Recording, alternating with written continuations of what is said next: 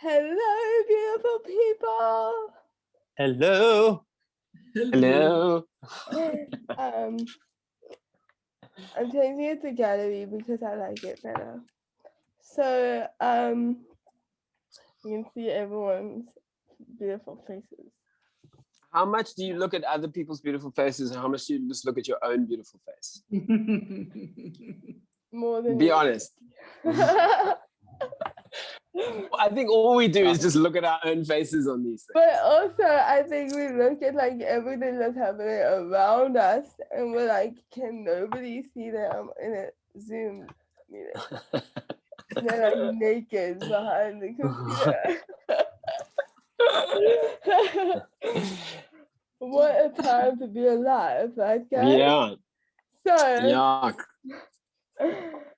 welcome everybody. I'm super excited that we have brought back the conversations with Katie. It's been a while because like pandemic, but we survived. So, we've sort of decided that my mama bear Zelda is gonna help out with these conversations a bit more, because life. And so mom's gonna sort of co-facilitate the discussion with going forward. But I'm super excited for who we're talking to today because these are some of the funniest humans that I personally know. And I'm excited about that. So like Rob and Dan, like we're super happy that you're here. Thank you for being so quick to agree to chat to us with very little information about what we're gonna say. This is a timeshare thing, right? That's what I'm here for. Totally we're buying buildings. So I think with us being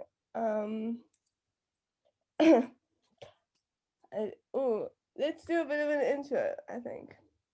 Hey mom? Okay. Hit it, sister. Cool. Okay. Because maybe people don't know who we are. Yeah, no one knows who we are. I don't have this kind of an ego. So, hello! I'm Katie Mycroft. I'm one of the founders of the Katie Campaign and Katie Foundation USA. I have cerebral palsy and I'm a wheelchair user. I'm an ability activist and a disability rights advocate person. I am really excited about today because I think that my disability puts me in very ridiculous, hilarious situations, and so comedy and humor is a way that I sort of process life, and so I'm really excited to chat to Rob and Dan about like how you guys use that in your own special ways. So I'm gonna hand over to Mama Bear and then to the speak. Hi, everybody. I'm Zelda Mycroft, aka Mama Bear, and I know Dan calls me Mama Z. And I'm one of these Earth mothers. I was born and raised in the middle of the Free State, one of 6 kids, and I just believe everybody I come into contact with becomes part of my family. So that's kind of the ethos of the Chaeli campaign as well. I'm the CEO of the Chaeli campaign, and I believe that building relationships is the most important thing that we do as human beings. And it's wonderful to have both Rob and Dan on this chat because they did say yes, as Chaeli said.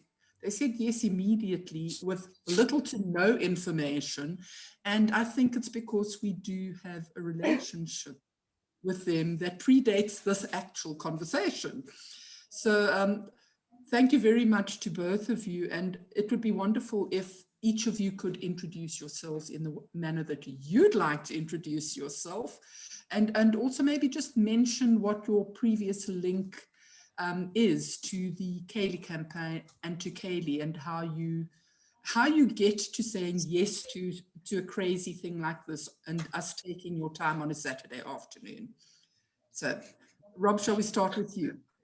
Sure. Hi, everybody. I'm Rob van Vuuren. I am actor, comedian, writer, director, part-time amateur boxer, slackline enthusiast, and budding gardener.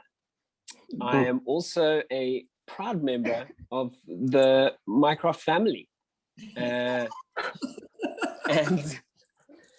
I'm always very happy to be associated with the Chaeli campaign. You guys are amazing. I'm a huge Chaeli fan. And one simply does not say no to Chaeli, or certainly Mama Bear.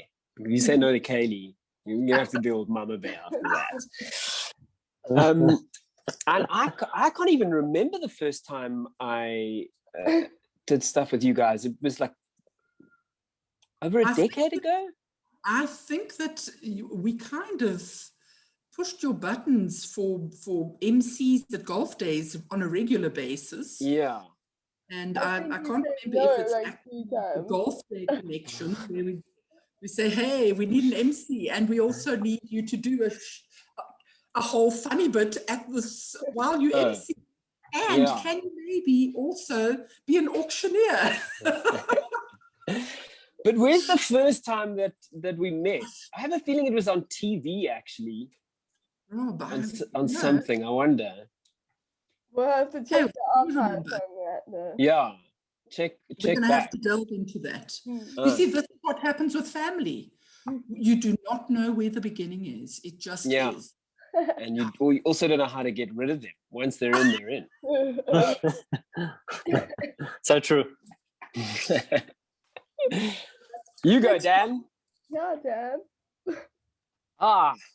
Greetings, everybody. My name is Daniel Mpilo Richards. I am an actor, writer, wannabe a producer, and a part-time farmer at the moment.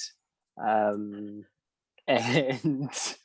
I met Chaeli and the Chaeli campaign when I auditioned for a show that the Chaeli campaign had commissioned, and it was called In the Wings, if I'm not mistaken.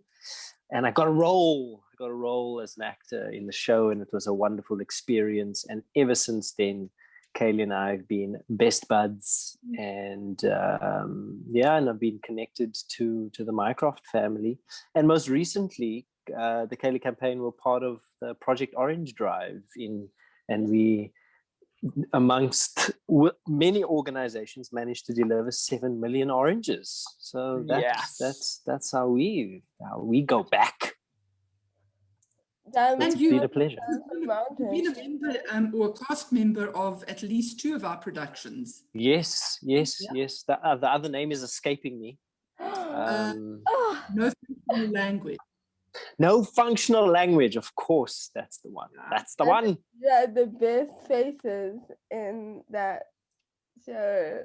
And Daniel also hit his dance moves in that one. There's body movement and dance moves in that one, yeah. Oh, fantastic. Yeah. We're all connected in really beautiful ways. Yeah, okay. For anyone who is watching, if you want to introduce yourself in the chat or ask questions, feel free to do that. We will periodically check the chat. We'll try to stay on top of that. I'm using the chat now just to experiment, and I'm saying hello to me too. To Daniel's mom. Good. Because I love her very much. So all the questions that we're gonna ask you guys, they're for both of you. So Okay. feel free to like jump in and whenever. Okay. So I think the first one we're gonna start a little heavy, and we'll hopefully get lighter as we go. So Okay. Comedy is serious shit. Seriously. and we are in serious shit, so yeah, it all goes, it all works. Exactly. So we are in the middle of a pandemic, which is a bit of a stressful time, and it's an intense experience for all of us. And so my question to you guys is, do you think that comedy and having a sense of humor plays a role in tough times? And like, why do you feel that or not feel that? Does that make sense? Absolutely. Okay. I can launch us into conversation and Go. say that my first piece of entertainment that I kind of watched during lockdown was actually comedy, and that was the hardest time. So I think I naturally gravitated towards something that brought me relief, which was comedy. And I mean, Rob and I go way back, and we've had to. Rob's been a director of mine for a number of shows, and we've had to deal with quite heavy content, but it's been easier to deal with that content with the use of humor and comedy. So I think comedy dilutes, but also brings to the forefront some very real issues and helps people deal with a range of issues. Yeah, I agree. I think comedy and laughter is so intricately connected to pain and suffering and trauma and like real life shit, as Zelda was saying.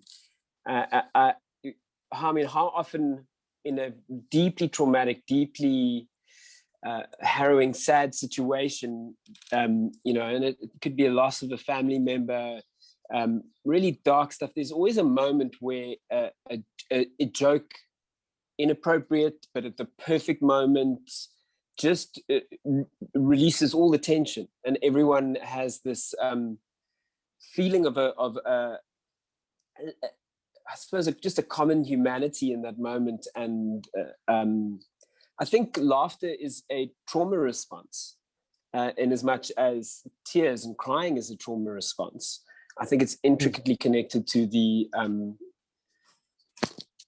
it's a fly to the trauma of being human.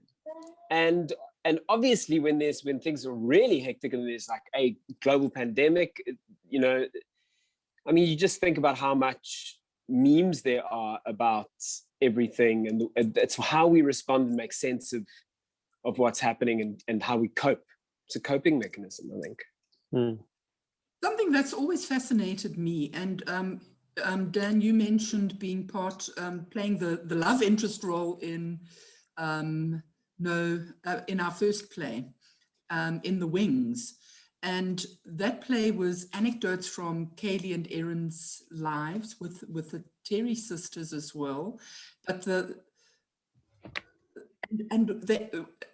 they actually workshopped some of our words that we use, our very inappropriate everyday language that we use to discuss Chaeli's chicken wing arms and her lamb's hands and things that are totally inappropriate, but that we use within our inner circle.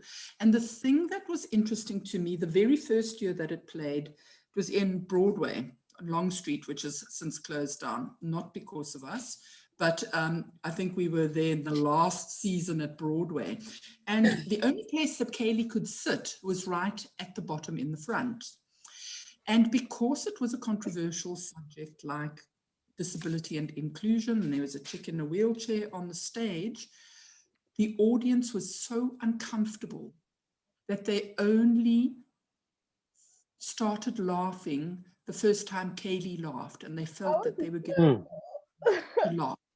Do you find that in the work that you do as well, that when you deal with sensitive subjects or traumatic or controversial subjects, that sometimes people feel that it's politically incorrect and you kind of have to give them permission to laugh? Absolutely. I mean, all the work that Rob and I have done together is been based on socioeconomic circumstances and politically incorrect situations and characters. And if I think back to a couple of sketches that I did, depending on the audience and what that subject matter was, that particular audience would feel so uncomfortable at laughing at a particular joke because it was either in reference to a group of people that was in the audience. But it's such an interesting moment where if someone can't hold that laughter, and like Rob was saying, it breaks the moment, then people feel it's interesting. I don't know how people feel, but I almost, as the performer, enjoy the silence and the laughter, because like Rob said, laughter is almost a trauma response. So whether they're laughing or they're keeping silent, they're listening and responding. So I think that laughter certainly gives you the release, and you hope that you can allow people that relief, especially when you're talking about very intense topics. I've strayed and forgotten where I started my point. I think I agree with you, Dan, and I think the key with, because I think people, there are sensitive topics and people do get nervous around them, but it's all about how you approach them as the writer or comedian or performer. Like, what is your angle and how are you dealing with that subject matter in a way that makes the audience feel a little bit more uncomfortable, but then also releases the tension through a laugh. I mean, there's that argument that, there are no sacred cows in comedy and you can go absolutely anywhere, which I agree with, but that doesn't mean you then can get away with cuck jokes on a sensitive subject. If you're making lazy jokes, then you're not sure where you stand in this subject that you're tackling, and you don't have a very real point of view that you are willing to kind of back up. You're just kind of poking fun at a sensitive topic to elicit some sort of response without any actual kind of thought or intention or integrity behind it, then that's not on, like that's like so for me it's about I don't think there are any sacred cows. I think comedy can go anywhere it wants to, but then the responsibility is to handle that well and with integrity, and then the audience can they can find the funny side of the subject matter, and it can hopefully create some sort of common.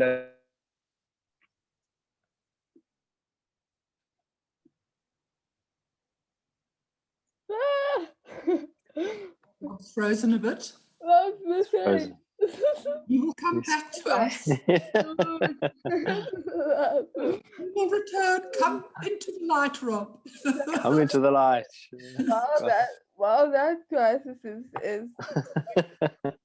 I'm gonna jump in here a little bit. So I love talking about this whole like element of discomfort because I think there's so many as a disabled person, I make a lot of people uncomfortable, and so just from like being in the same space as people, and them not having an understanding or whatever the reason is, and for me, I really appreciate um when I can make people uncomfortable. It's like a little bit fun for me, and because it's so easy actually, and people are often um I make jokes about my disability all the time. I make short people jokes, like I make all the jokes, and people get uncomfortable, and people get like offended on my behalf because of something that I've said about myself. And, and at that level, I feel like, what is happening? How is that what we are focusing on right now? Hmm. And like Rob was saying, like I think there's there's no sacred cows or whatever, but do you think that um like in terms of representation and things like that, do you think that when jokes are being made about a certain group, that there should be a certain like process or like a way that you go about designing those conversations that makes it more sort of like acceptable? I really don't think Hmm. that's the right word, but that kind of I hear you. It's such a tricky subject because for me, I think it's all about context, and it's also for me it's about in what framework are you putting your work in. So um, when I've done shows that and sketches where I feel it's going to challenge people, make people uncomfortable, and maybe it's not my place to say these things, I also at the same time have to take into account what is my role as a performer and how do I view that.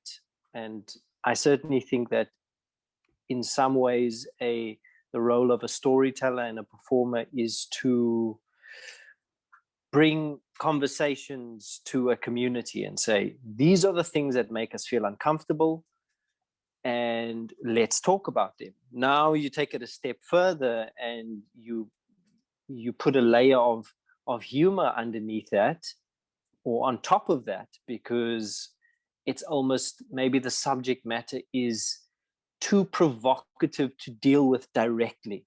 So I think it's I haven't figured out, for example, I've never made a joke about the disabled community. And it's not something that I've been willing to explore because it's the first time I'm thinking about it. I haven't processed how I would go about it. But the work that I have done challenges racial boundaries, gender boundaries. And I think that with the shows that I've done, again, it's been from the get-go, I set up the context that this is the next hour is going to challenge you to think about things differently. So it's a tricky line. I think as Rob was saying, you have to be mindful of what your intention is behind the joke, behind the comedy.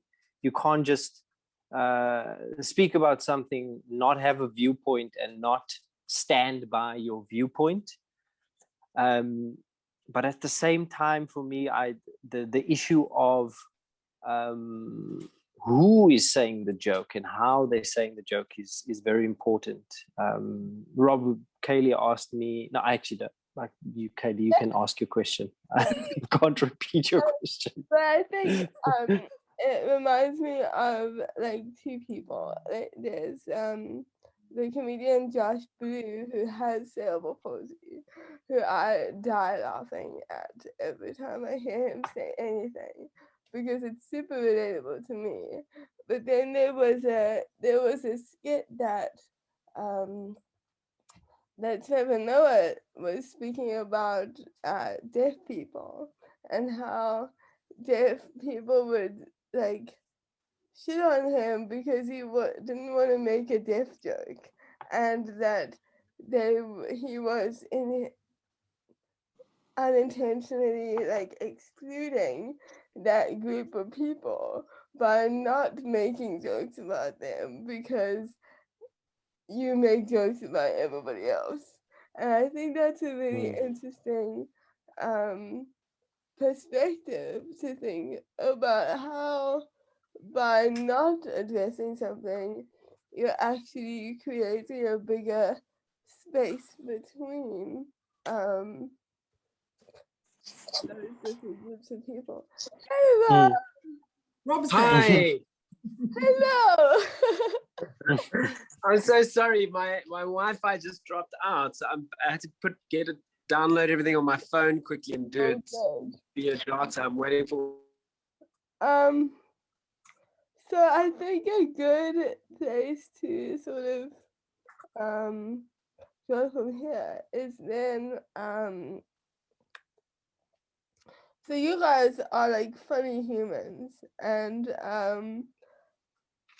but you're also comedians like professionally. So how do you think that those are separate things, or do you feel like you always have to be the guy with the biggest joke in the room, or do you kind of live two lives of like Rob the comedian and Rob the human? Very definitely. I'm not one of those comedians who's constantly cracking jokes, and I'm quite a letdown in. Wait, I'm going to cross over to Wi-Fi. Hang on.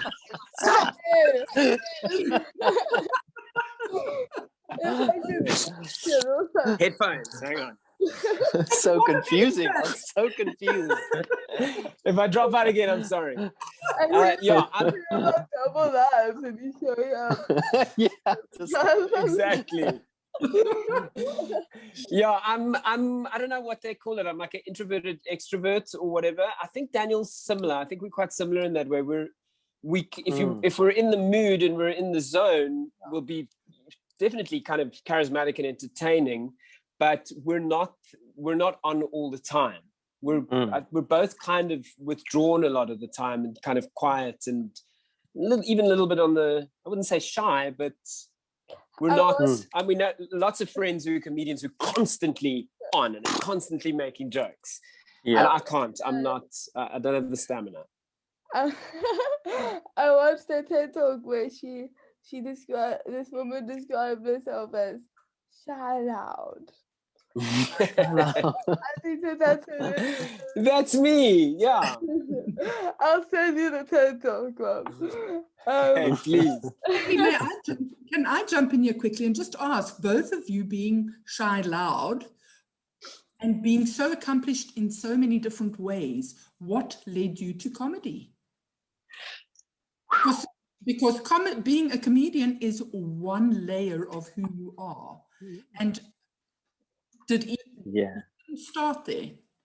To be honest, I don't even regard myself as a comedian because I write my own material, and I have performed some of my own material to Rob's absolute we'll tell you that story. Joy and delight. Story for another time. Despair. I think it was your despair. I was enjoying it very much. So actually, it was at time where I thought I was given a stand-up comedy script written for Sivingesi by Mike van Graan. So that was my entry into comedy, as it were. And I think I started exploring, I started feeling confident because I at that time, I didn't know the difference between having material to sit behind and exploring my own material and my own voice. My own voice. Wait, you're exploring your voice? This is not that kind of Zoom meeting, Dan. You're a natural. Well, there you go, guys.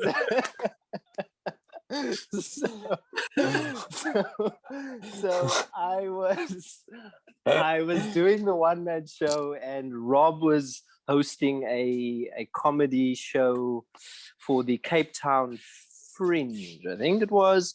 I contacted Rob and I said, I would really love to, try out some comedy on your show. And he let me do it, and I absolutely I died, is what they call it, melted on stage. And so in that respect, I certainly don't see myself as a comedian, but thanks to Rob and having worked with Rob for 4 or 5 years, I understand the mechanics of comedy and can apply that to the work that I'm doing. Cool. I'd like to jump in and say that Daniel is an extremely talented and very funny comic actor. I mean, he's obviously a very good actor, and that's obvious from his career. But I think I understand why you don't want to say I'm not a comedian. I don't write material, but not everyone can be a good comic actor. That takes funny bones, and you got funny bones. You're a funny man. Thank you, Rob. I'm giving you the. I'm a comic. 2 thumbs of approval. So I guess I'd be interested to know how, related back to the question, like how did you, Dan, use your ability to make people laugh growing up in social circumstances? How did you use that as kind of social capital? Because that's what I did. As a kid, I was the short kid in the class. I had buckwurre, but I could make people laugh, and that that gives you a certain amount of social capital. It then is a way that you kind of protect yourself from the world and society. And I think what's interesting is I got to a point. So I was certainly that person who was deaf, wanting to be on, and the class clown. But as soon as I got to the point where I could do it professionally, I did not feel the need to have to do it socially anymore, which is weird. I don't know what that means, but it was like, yeah. I think the more it wasn't like a switch, but the more I realized, I can do that professionally, I realized that's where I wanted to spend my energy with. It was actually working on it as a craft rather than a thing that's protecting me socially. I don't think I used humor as a kind of socially.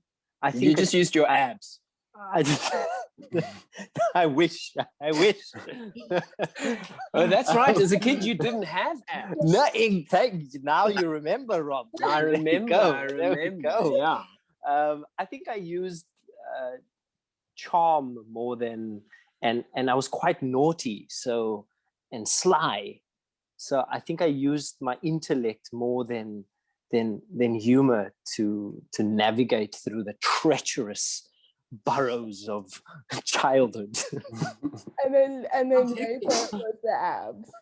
And then it was the abs. Yes, but there's something interesting about the fact that you were like as a child you were overweight. You felt like a bit of an outsider.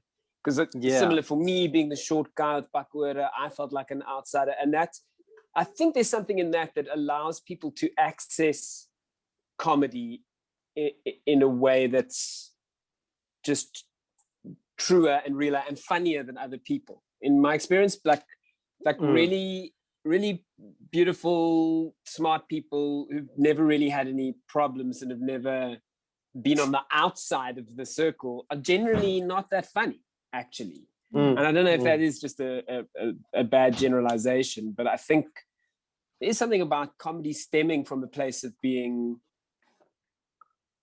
on the outside, feeling apart from what you're supposed to be like. You know, that makes me wonder about the different genres of comedy, because you speak about, Daniel, intellect, and I think a lot of the time people seeing the link with puns and so on, and the kind of intellectual, is it going to be a giggle or a tee-hee or a hey, I see the link, but I don't have to actually go for, to a knee-slapping thing of something like slapstick humor. Now, those are worlds apart, and you've become a comedic actor where you put these funny elements into your larger portfolio of being an actor. Rob, you, I feel, have had quite an interesting range of roles, because I haven't seen everything, but I have, and the idea of generating, how do you keep generating material? Because I did watch a short little interview that you had on Expresso a few years ago, in which, and I wrote it down, in which, dressed as Twaki, you said, hey, we're just rehashing old cuck.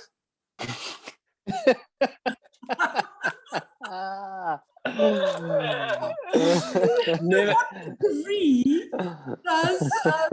does a comedian need to rehash old cuck? And how and where do you make old cuck new cuck? Sure, Great that's question. interesting. Yeah, great question. Yeah. First of all, I have to say, never believe anything Twaki says ever, especially on a TV interview, because our tactic on TV interviews is always to disrupt and as much as possible. We try to break everything and everyone's expectations of how an interview is supposed to work.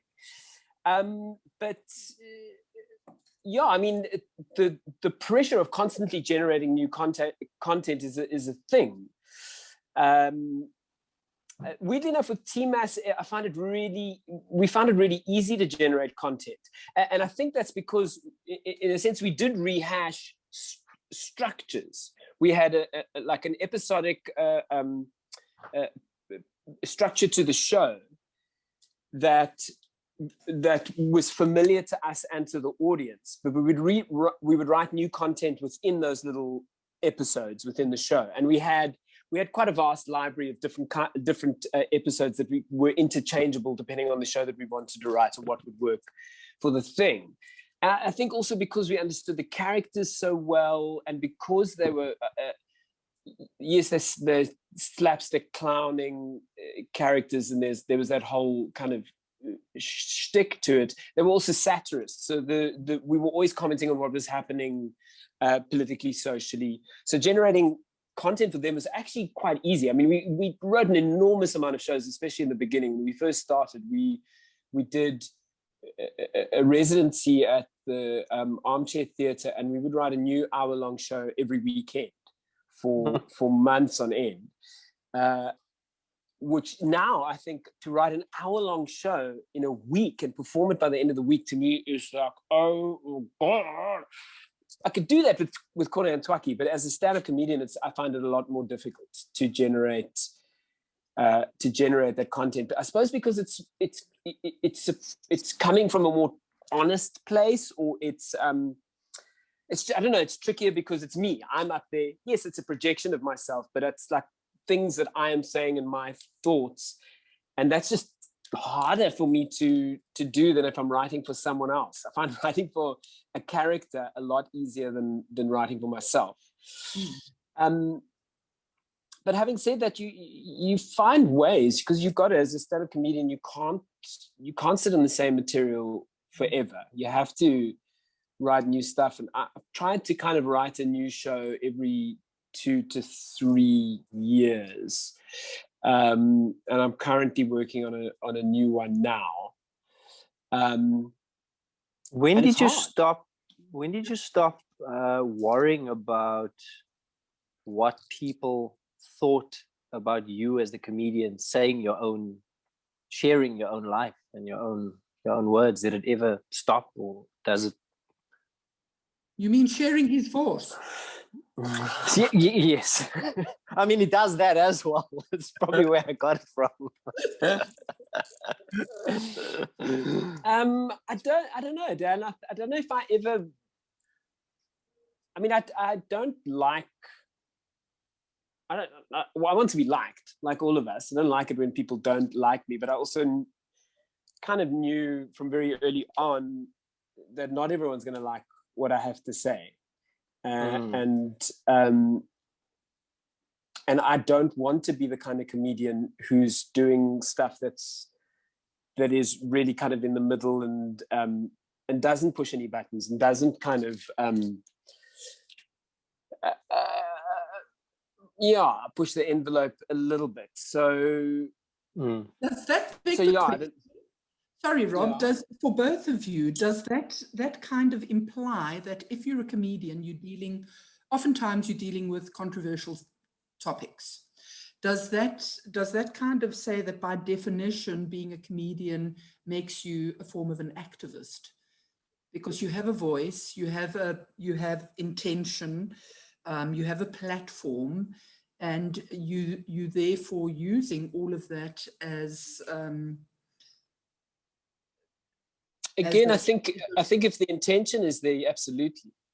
And I think most good comedians they really are challenging the status quo. They are showing us, they're holding a mirror up to things that are happening in society and challenging us to reconsider them or just look at things from a different point of view. But then obviously you get other comedians that are not, and they are not being activists. They're just trying to squeeze a laugh out of any situation.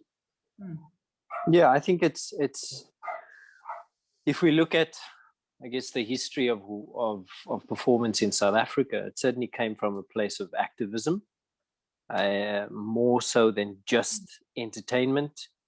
But I think that there's certainly room for both, and I enjoy a mixture of both of them, because I feel that having a platform, one should always consider who your audience is, what you're saying, and why you're saying it. And I completely respect people who just use their platform for pure entertainment. But I think at some point, it's I think we all have a responsibility to speak about certain topics if it requires us to. One thing I need to ask you guys about, because there is one form of comedy that I just don't get, and that's roasting. What is your opinion and your view on roasting, on roasts? Because I have to, apparently, if you are the subject of a roast, you have made it. So all of the big people in the universe, Justin Bieber, he was roasted when he was 21, and that was his like a big deal. What is it with roasting? I guess the tradition of it comes from comics backstage, just bantering and like ripping each other off, And I think when comics go at each other, there's a no holds barred kind of thing, and there's a game to play of like how rough can it get? Who's gonna do the perfect insult kind of thing? Yeah. I've done a few. I've had someone, a bunch of comics in Cape Town a couple of years ago did a roast for me, which, to be honest, I was a little nervous about it as well, because I'm not a huge fan of. I find it painful to watch even. But there's some people who are just so good at it, and I've listened to a lot of podcasts about how I mean, a lot of comedy podcasts, and there's some in particular about roast gags and how they kind of construct them. And there's definitely a science to it, and I can get behind that. My roast was actually really fun, and it felt even though it was just me being insulted and then me getting the opportunity to insult everyone who had insulted me up until that point. There was a lot of love, actually, and a lot of respect. It wouldn't have been like, there is a sign of respect there, and it certainly was at that thing. And then I did a roast battle for Comedy Central, which was the first time I'd done like a roast, and it was terrifying. Because there was a lot of comedians that I was meeting for the first time that I really like respected and wanted to get to know. I remember I was up against Loisa Madinga, and I was a fan, and I was like, oh God, I've just got to insult this guy. But then you're also asking other comedians, and everyone's kind of helping each other, and you get into it. And then also what was fun about that as well is, because it's a roast battle, you've got to prepare kind of comebacks for insults that they're going to give you. So I sat down and I was like, what are the obvious things that they're going to come at me with? I was like, Leon Schuster, they're going to definitely come at me for that. Adopting a child, they're going to come at me for that.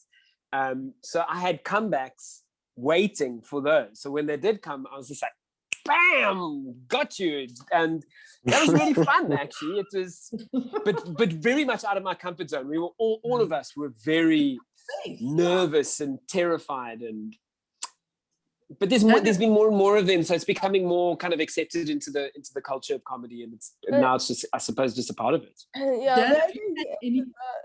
you've had any roasting experience, Dan?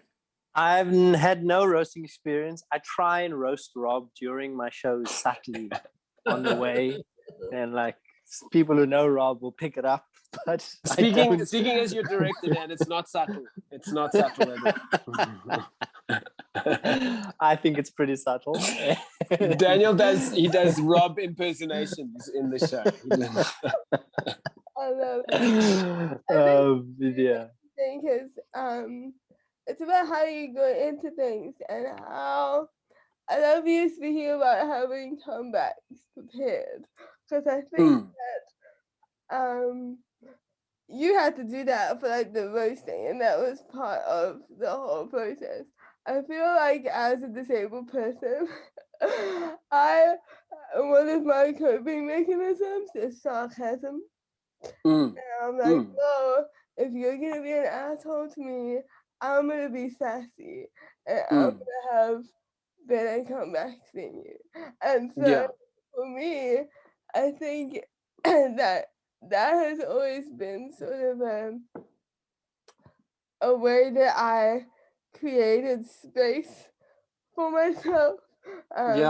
When people Chaeli, it's interesting because your comeback is based on what your perceived weakness is. So you're addressing the elephant in the room that is a perceived weakness, but you empower yourself through your response and there's something really wonderful about that. I think it's very empowering. It's really fun to do that, because people first of all don't expect disabled people to be able to like speak and like have thoughts or do anything. So when I'm in the midst of like a rant about something random, and people are like, oh, this disabled person, she has an opinion. And I'm like, I have an opinion.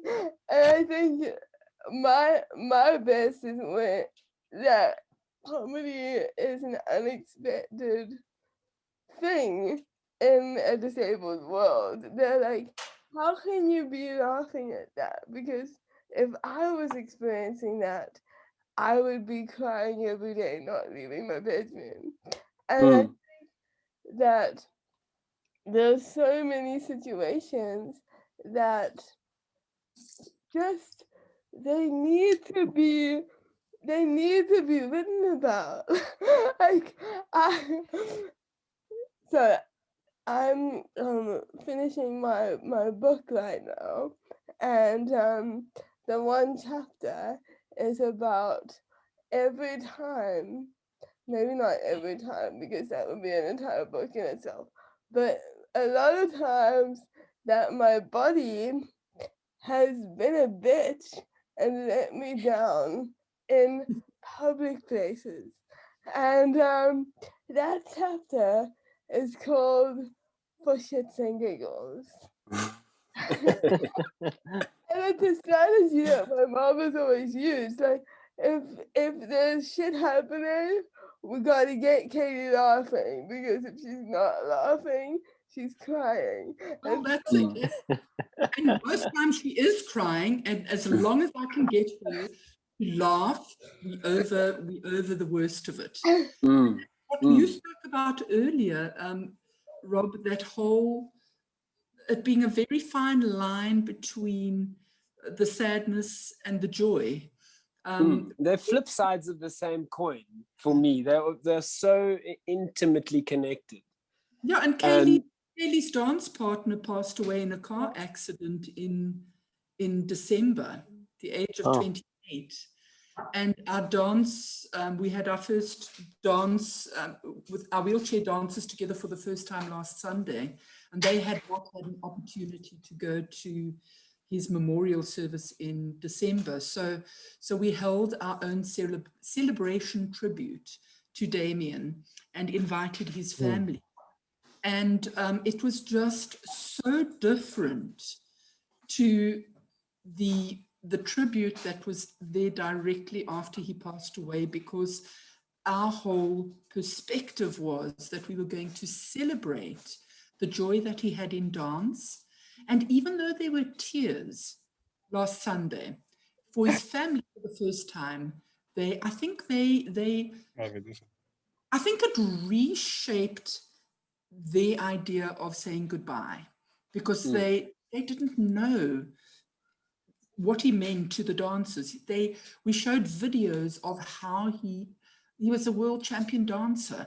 So there was very few tears, but it was just an invitation to see goodbye and sadness in a way where you still acknowledge it, but where you know that the flip side of that is joy and laughter, and the memory should never ever be just the tears. It should be that laughter. And like recognizing that he was a ridiculous human being, and like he did some funny shit. And so when you have to actually like take those things and remember those things, because that's what he was, and that's who he like. That's the legacy that he brings with us as we move forward. And I think that one thing that is really powerful about comedy, I think, for people like watching, is that it can sort of, it lifts your mood, right? But here's my question. So it's kind of two questions. So what do you guys do if you have to be funny now, but you're not feeling funny? And then linked to that, do you have a story that is like, this was the biggest disaster of a show, or like your best memory of a show? I think it's time that we share some of these stories. Why are you traumatizing us today, Chaeli? First, before we answer that question, I just want to get back to what you were saying about as a disabled person and making jokes and having the comebacks, and it relates to, I think, what you were saying earlier, Zelda, about. Oh no, it was Chaeli. You were saying it about Trevor Noah and excluding deaf people. It's like the comedy can. And I think that's one of the most terrible things in the way that society deals with disability, is they just completely flat out ignore it. It's like it's not there. It's not happening. And even more so in those moments where you are at your weakest, where your body is failing you and you are in a deeply embarrassing situation. That's when the invisibility like gets to like peak levels. People like become completely blind to what is going I on would around them. Those moments, Rob, when her body fails her, she is at her most visible. Yeah, absolutely. And I think and I think what also happens is your ability to be able to find the humor in that is also making the invisible visible and making the painful less painful or cathartic or more human or something. And I think that's really important, and I relate to that. Okay, so this is the big question, Dan. What was it again? When do we fail? When we don't feel funny, what do? I mean, you've got to do the job, and very often you're not feeling in the zone, and you kind of through the practice of what we do, you get up and you do it, and hopefully in the moment you can find that fun. You kind of probably recreate sit on the magic, the technique and the structure that you've created for yourself.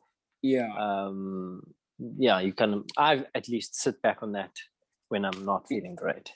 And then hopefully there's something ignites in moments, and you've also got to accept that you're not always going to be at your funniest, I guess. But I've also had interesting moments where I've been not only unfunny but deeply sad. I remember in particular there's two shows, a Corny and Swaki show that we were doing in Opikopi, at our very first Opikopi 20 odd years ago in Pretoria, and my grandmother passed away the morning of the show. I got this call from my dad, and I'm like in my ridiculous Twaki outfit, the snore and the tight underpants, and receiving this like heartbreaking news, and then having to be on stage a half an hour later. And a similar thing happened years later with my gran on my mom's side, where I was in the middle of a run in PE, actually, Kebecha, and she died. I had to go back, and then I came back and resumed the run. And I grew up in Kebecha. That's where my gran was from, and driving to the theatre that night, like passing the park where she used to take me as a kid to play, and then being on stage, and that's bizarre. You're like really traumatized. Now you've got to go and make people laugh. But then both of those performances, there was something deeply cathartic and reaffirming and life affirming about being able to enter that holy space in the theater and on stage where we all like. I think the beautiful thing about that performance space is it's not like we leave all our troubles at the door and we forget about all our troubles. It's kind of we come in there knowing that we are all troubled and we are all traumatized and we are all vulnerable, and that's why we in fact are here together, is to feel that kind of human connection in the face of this how overwhelming life can actually be. So that's interesting for me. And in fact, in that one show, I broke down a little bit, because there was a story about my gran, and I had to actually tell the audience, like, this is where I'm at. This is what I'm actually dealing with up here. And in that moment was also really beautiful, because there was an honesty and a truth to it. And again, in that sadness, a joke is such a beautiful way to make us all, I don't know, it is that you just flip the coin. It's like, yeah, this is sad, but look over here on the other side of this. Isn't that funny? And it's beautiful. There's something really life affirming about that, I think. Yeah, that's so true. I can only speak of horrific moments I've experienced. Thankfully, I haven't had external forces that have affected a show, but on a number of occasions, I secretly pride myself on my ability to remember lines, and there've been two horrific experiences where I've felt the ghost of my brain leave my body, and I was standing in Maynardville Open Air Theatre.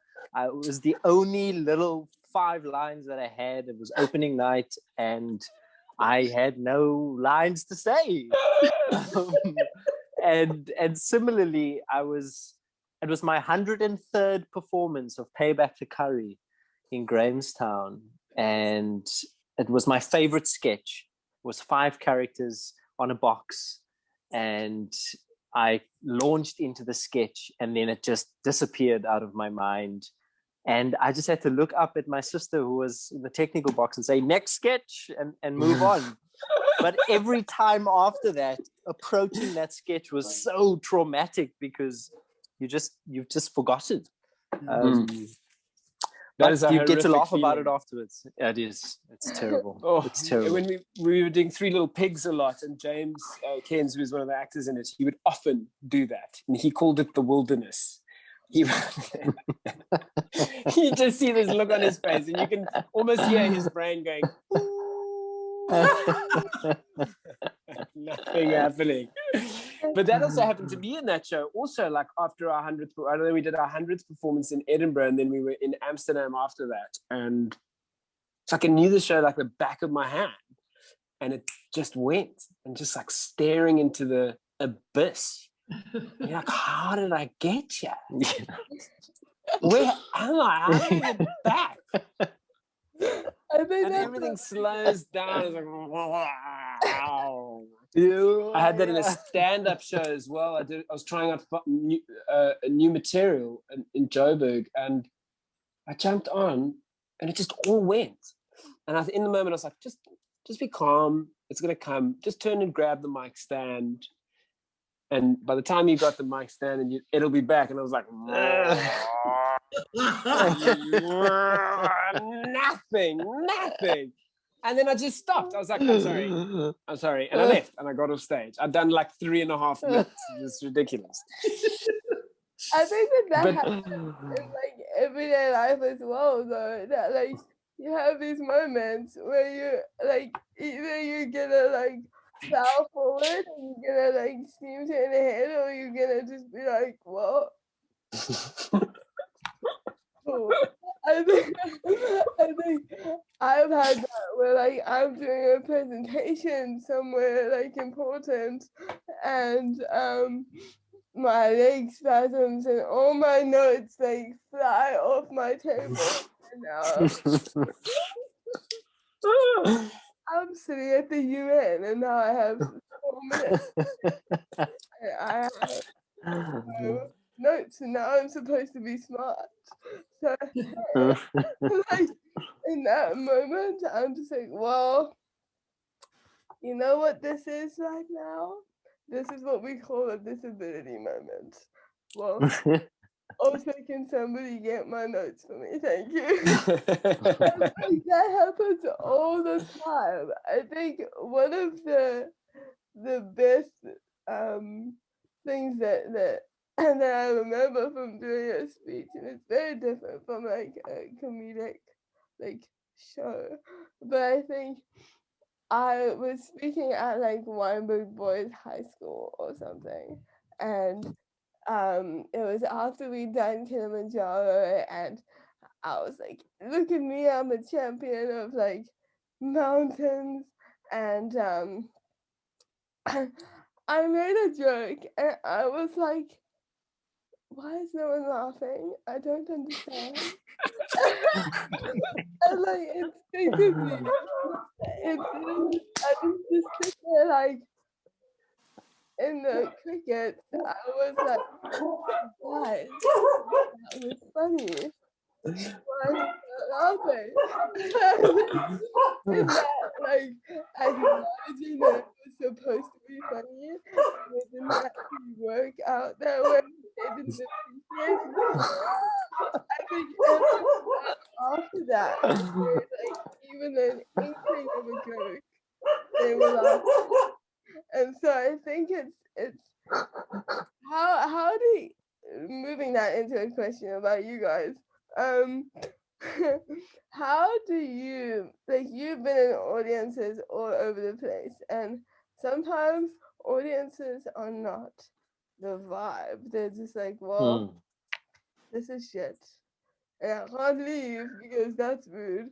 But like, how do you deal with the different audiences, and does that actually make a difference to how you perform your thing? And like, do you think that being from South Africa puts you in a particular space when people like ask you, or like when people see you and what they expect of you as a performer? Are you speaking about as a person performing overseas Yeah. in an international space? To answer your question, I'm sorry about my dog barking. It's people are taking their other dogs for walks. So if that happens again, I'll just mute her again. I think that there's often a kind of misconception that there's a collective sense of humor, like for a country, and that Germans are unfunny, and you're going to get this kind of thing there, and this.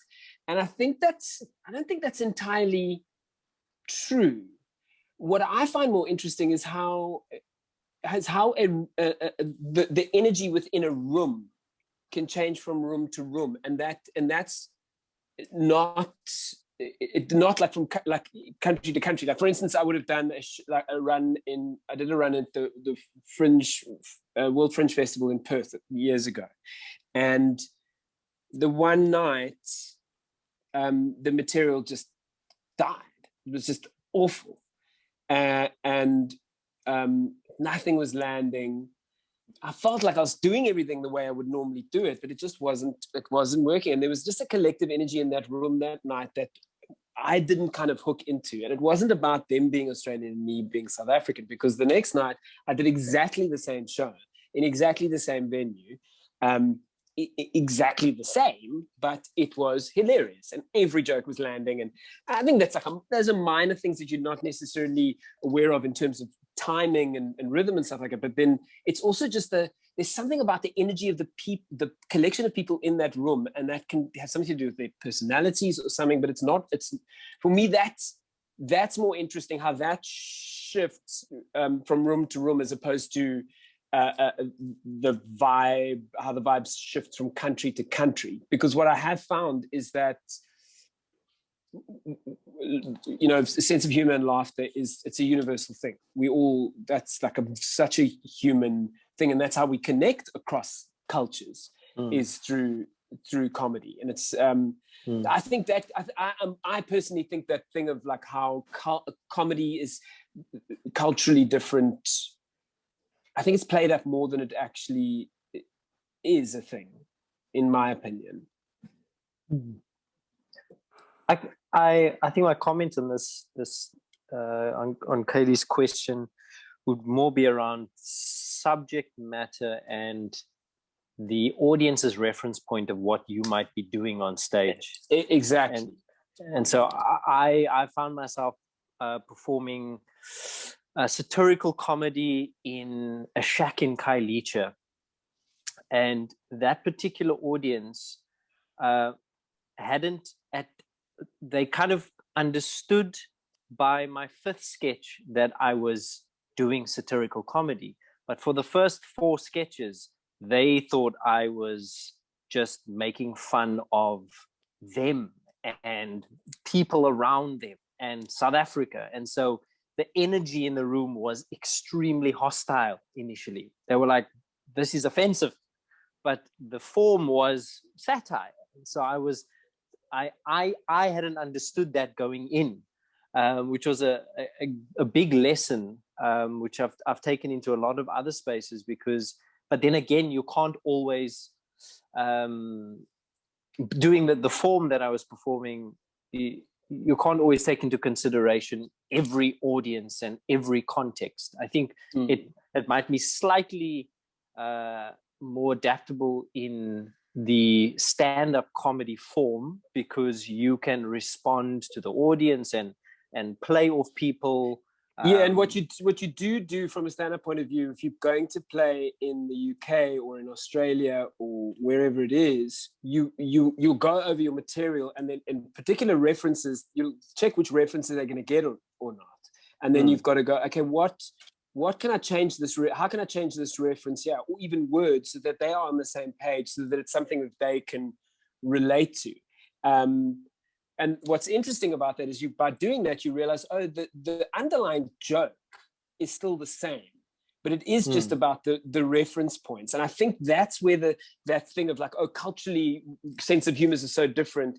It's not. It's just our reference points are different. But the underlying structure of how jokes work and how comedy works is the same. I concur. Sorry, I interrupted you. You concur. I concur. I also concur. I concur with myself. I guess we're asking each other questions now.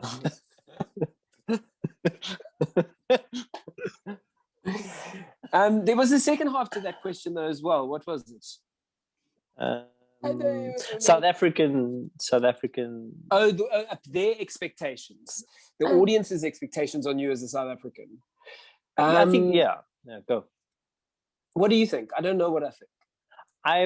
I think my reference point would be being a brown South African. The information or the shows that I've done internationally, I can feel people just don't expect what the challenges I bring. It's especially coming from South Africa, and what we don't realize as South Africans is that we have this incredible freedom of speech, which a lot of other countries almost tiptoe around. And so when I have spoken to audience members, they go, wow, like, do you do this at home? And I'm like, yeah, this is what we do. So we certainly kind of in take terms that of for granted. How we talk about race in South Africa. Yeah, exactly. I think we're quite far ahead of a lot of the world in terms of the race conversation in this country. And I remember in Australia doing a gig, and there was one night this guy, I spoke about race in my show, and he was just like, why are you talking about that? It's not a problem here. Race isn't a problem. We don't have, it's not an issue. And that was one of the things that struck me about Australia when I got there, is that like it is a huge issue. The indigenous people have been all but eradicated, and those that are still around are, they're marginalized to the point of being invisible. And the reason why he is saying, oh, it's not a problem here, is because that is a country where colonialism won, where the outsiders became the inhabitants, the inhabitants, and it remained that way. So he was in a position where he could say, oh, it's not a problem because you're in control of the narrative. And I was like, take a look around you. You're not over this conversation. You need to have this conversation. And I think, just because of the nature of our history and the fact that we came to democracy so late, the conversation around race had to be so robust. And I think that's really interesting from a point of view. And I think, a lot of international audiences don't expect that from us, maybe in a degree. But I think, Rob, I think that you guys make a good point about using race as an example. But Chaeli and I, going around to various conferences around the world, just in the activism space, I think South Africans have really been given the gift, because of our history, around robust conversations. We challenge one another in a way, because we've often been seen by other people as being almost aggressive, because to each other, because of the way in which we are addressing a conversation with each other, or we are debating a point in a very direct and intergenerationally as well, with myself and my daughter. We don't hold the same views about some things, and we will then challenge one another in a very direct and robust way. And I think South Africans we've granted ourselves that leeway to have real, deep, meaningful, open dialogue about things that are important to us in across every discussion point. So when we were discussing these questions, I actually put the question down from the point of view, my perspective, that I think South Africans particularly are seen to be almost exotic, and people from other places in the world are jealous of us because we allow ourselves these freedoms where, and it reminds me, I think it was Trevor Noah who was asked when he went to America, are you a political being? And he said no, until he realized that in the American context, he was a political being simply because of what we're discussing here. That you have robust conversation, and that's just it's a way of life, as opposed to being a politician or having political views. We just have stances, and we're used to defending our. I believe the rest of the world's jealous of us. I agree. I think for me, I'm gonna disagree with Mom a little bit, and here we go. Yes. and Now we're going somewhere. I don't think that we as South Africans have like allowed ourselves this sort of space to like have these conversations. I think that we occupy space loudly because like our context necessitated that. Like if we don't have conversations about race and inequality, then it's gonna be a proper shit show. And like actually, I think You mean more than it is already? exactly. And so we've sort of been forced into having those conversations. And I don't think that that's a negative thing. I think the beautiful thing that we have as South Africans is that we can be at a bar and like have this crazy like political debate on everything, and then be like, are you gonna go make the potato salad now? And like you know, move forward having had that discussion. I think it's okay to not agree on everything as long as you are speaking about it. And I think that's something that other countries don't always understand about how we work.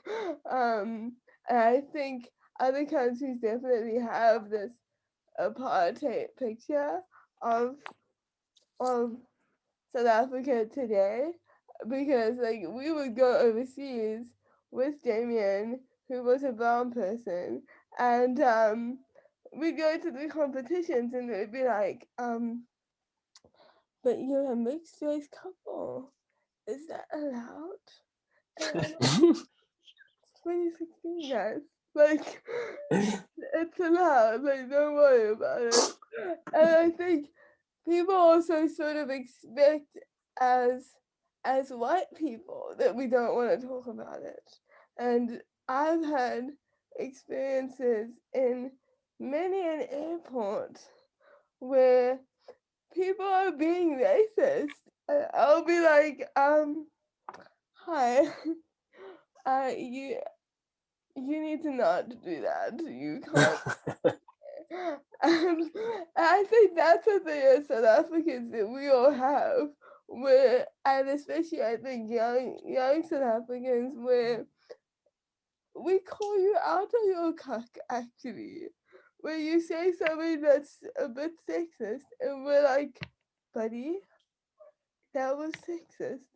And then have a whole discussion about that, and then you move forward. And I think that that's actually a pretty healthy dialogue situation to have. And because everybody knows sort of has a strong stance on their opinions, you know where you stand, and you can have conversations from those points of view. You're not sort of chatting for 20 minutes trying to find what your point is. You know, you kind of, I feel this, you feel that, let's talk about that. And I think that's a beautiful thing that we can kind of work with to create change and like better understanding and all of those good things that they talk about in the Constitution and stuff. Mm. I think we started heavy, we went light, and we back heavy. maybe That's we, full circle. Yeah. it is. And we were intended doing a breakaway room, but there's few enough of us in this conversation. Maybe we could just ask, I see Nikki's hand is up. If anybody wants to have anybody in the larger group wants to have a closing comment about anything, or speak about the way in which comedy impacts your life. Do you use comedy as a crutch, as something that helps you, as an aid? So anybody who would like to make a comment, Chaeli, you'll probably see all of the hands. I can only see Nikki saying, how's it, count me in. Nikki, speak up. Hey guys. Sure, this conversation has been amazing. And I've got to say, like, I never used to use comedy as a crutch. Never used to. And not using it was my downfall for like 29 years of my 32 years of life. So I woke up to that point very, very late, ashamedly so, in life. But of late, I have used it, and it's been a game changer for me. You know, being a person who's got disability myself, you know, having CP and having to kind of incorporate comedy into some awkward situations where, you know, like I find myself similar to Chaeli, not as hectically, but times where, like you guys have been saying, you know, your body and things gives up on you, and you're like, oh, okay, how do I turn this around so that it's like, it's, you know, one can see the humor in something, rather than just turning it to, you know, keeping it to be like awkward and serious. So yeah, comedy has been my saving grace of late. That's Thanks. amazing. I would like to, words are important. I would just like to edit myself. I spoke about comedy being a crutch, and I'd like to change my words here to comedy being a bridge, because they mean different things. Nice, That's nice. Matter. Words matter. Comedy being a bridge. Yeah. English teacher coming out there, Ma. Yeah, my English teacher attacking. Raymond, you look as though you want to have a chat. Yeah, sure. So I'm the latest family member of the Mycroft family, and Welcome. thank you. And I've only met Zelda about a month ago, when somebody recommended that I speak to her, because I'm doing some research on non-profit organizations and the people who founded them. And so, you know, it was a wonderful conversation, and I immediately knew then that this is a woman and an organization I want to be associated with. But coming onto this platform was even more surprising to me, because Daniel's father and I have been friends for about 30 years. I love So the you know, the first so we formed an organization called the Fellowship of Concerned Baptists when I was 18 years old, about 31 years ago. Wow. And I traveled with Ruben Richards to the UK and Scotland. Wow. And it was my first international travel. And Ruben is a storyteller. So I can see where Daniel comes from. Because Ruben is a prolific storyteller and orator. So please send my regards to your father and your mother, Carol. But Zelda, your question about how do we use comedy in our work? So I work for an organization called Music Works, and we do. So it's rather serious, it's qualified music therapist, and to be a therapist, you must have a master's degree and registered with the Health Professional Council of South Africa. And then we go into schools on the Cape Flats, and we try to nurture self-esteem and resilience. And I've often felt awkward for the music therapists who are very serious people, because most of the time, these ladies just make gat of them in class. When they want to speak serious stuff about, trauma and early adversity and the challenges they're facing in the community. And all these children want to do is to have fun, and share their stories and laugh and tell us the shit they, caught on over the weekend. And for me, that really is, I guess, the power of comedy and music. I guess it's got similar sort of remedial results when it comes to working with people who are challenged or different or marginalized. And I just want to say I'm really thankful for the invitation, Zelda. It was a very educational experience, obviously in a funny way. And yeah, just thankful to be part of it. Wonderful having you here. Thank you. I'm so impressed that we've have a connection of 30 years in the group. That's awesome. Yeah. Anybody Very know impressive. anybody from Velkom on the screen? Oh my God. I always reckon if I speak for long enough, I'm going to find the Velkom connection. You laugh, but it's real. Nikki, do you want to have another word to say? Anybody else? I think Rob's nodding his head. Okay, because I think we need to then give the last word. Rob, you and Dan have a kind of a closing word, and then I'll opt out and let Chaeli. How about that? Cool. Is that those are your dogs barking, Rob? Yeah.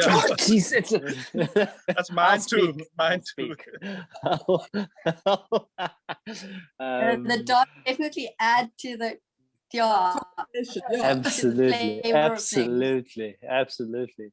I'll echo my mother's sentiments in the chat and say that it was enlivening and heartening, and I really enjoyed the discourse that we've had today. And it's always a pleasure to converse with the Chaeli campaign, and always fun to speak to my friend and fellow compadre Rob van Vuuren. So thank you.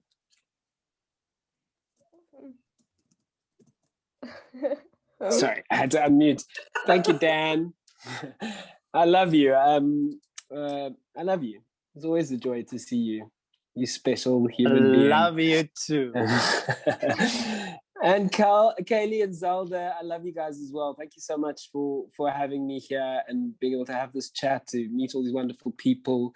I think Lebogang said something really cool in the chat, that comedy can be used and could be used as a tool to shaping the narrative in our society, which I completely agree with. And I think that's what, that's comedy does inform the narrative in our society, and very often it can change the narrative for the better. And I think that's a very powerful thing. Thanks guys. Thank you so much for having me, and it's been a pleasure to be with you today. Oh, guys, if somebody doesn't make a comedy show called You're on Mute, I think it needs to be us. I think it would be really funny. I'm just putting that out there, not hoping that you don't take me seriously. But thank you so much for everybody for being here. I'm so happy that that I love that you were so eager to have a random conversation with us. And I think it's been really powerful and very valuable for people to sort of just have a space to let laughter fill that space in such a serious time globally. And I'm really grateful that I have people like you in my life to be like, hey Dad, what do you think about this? And like I feel like it's really special that we can reach out and find connections and have these conversations. So thank you so much for your openness and for sharing with us. And yeah, I think we should do something later, like in the future, when we are able. Are we going out for drinks? What's the plan? Where are we meeting? I think we should have we should keep these conversations going and Definitely. have more discussions like this because I think it's Thanks, guys. Thank you. Bobby. Love you. Love you. Ciao. Thanks, Bye. guys. Guys. Bye. Bye, everyone. Bye. Ciao, ciao, ciao.